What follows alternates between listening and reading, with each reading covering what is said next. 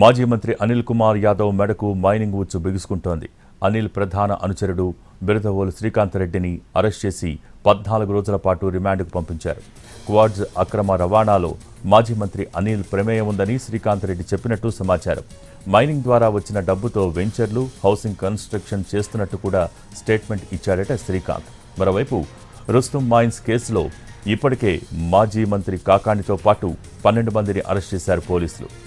మాజీ మంత్రి అనిల్ కుమార్ యాదవ్ పై కూడా కేసు నమోదు చేసే అవకాశం ఉందని సమాచారం.